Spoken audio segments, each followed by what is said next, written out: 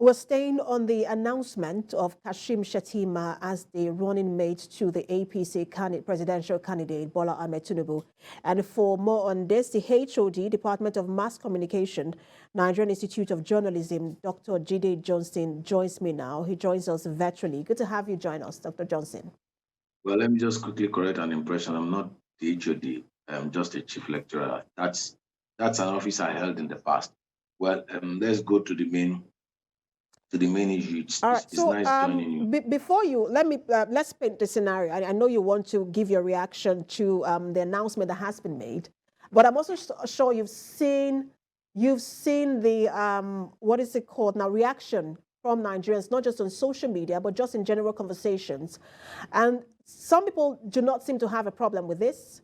Some do, because it's a Muslim ticket. But everyone knew that this was going to be a difficult decision for the APC presidential candidate because he is a Muslim from the south. What's your thought on this and how the decision that has now been made by the APC?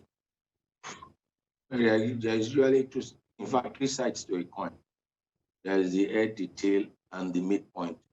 So no matter the decision you take, there will be those that will be for that decision, there will be those that will be against that decision, and there will be those that are indifferent to that decision's or position you have taken. It was very, very clear from all indication that the APC found itself in a dark street. The presidential candidate is someone from the southwest and who happens to be of the Islamic faith. And then if you also knew quite all right that a placeholder was used before the substantive nominee was picked, and the person was also a Muslim. It's just a strategy to douse the tension, to test the water, to see whether it would be acceptable to all Nigerians, to the majority of Nigerians, because what you need to do to win is to win an election.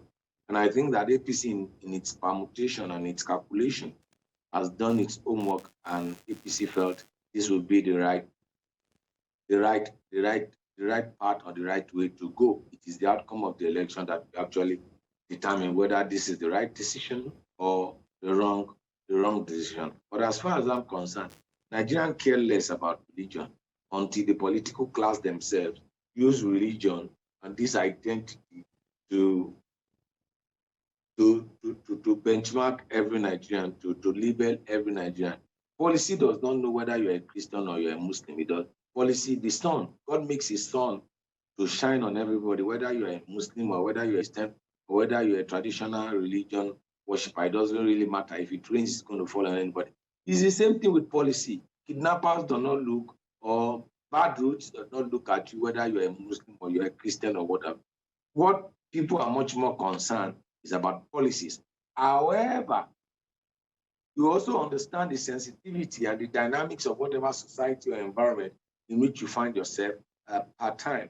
There is a lot of division that has happened in this country in the last 6-7 years, that has awoken the sensitivity of people to paying attention to is of this religious divide, is of not this religious divide, that we have become so much more concerned about identity other than policies. That we have not seen this candidate coming out talking about policies.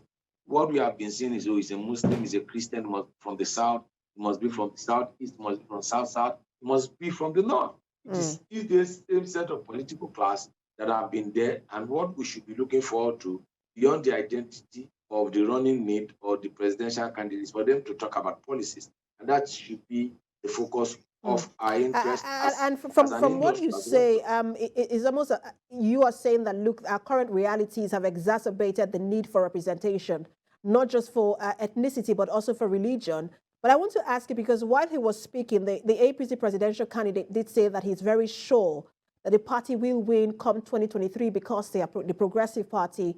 He talked about how they are there to serve and willing to serve. But how easy will this be for the APC to sell? How easy is this ticket for the APC to sell? It's a hard sell. You said it. It's not in 1992, 1992. It was a soft sell. It was not even a soft sell. It was a mid sell, because I recall that Khan and the rest of and the Northern can raise an opposition until the issues over time towards the election, and the election is still far away. It's still February next year. We still have about 6-7 months to the election. So it's going to be a tough sell, no doubt about that. It's because we have become more divided on the basis of religion. We have become more divided on the basis of ethnicity, because we've seen a lot of insecurity with respect to what happens across the length and breadth of the country. And we have seen that people have become much more conscious of their religion than they were not 20-30 years ago. So that's a factor. It's a factor now. But and that means that I'm sorry, I have to interrupt because of time. I'm told my time is up. It just means that the APC has is work cut out for it. Thank you so much for talking to us. A lecturer, Department of Mass Communication, Nigerian Institute of Journalism, Dr. Jide Johnson. Thank you for talking to us. It's a pleasure to be with you. Thank you for having me.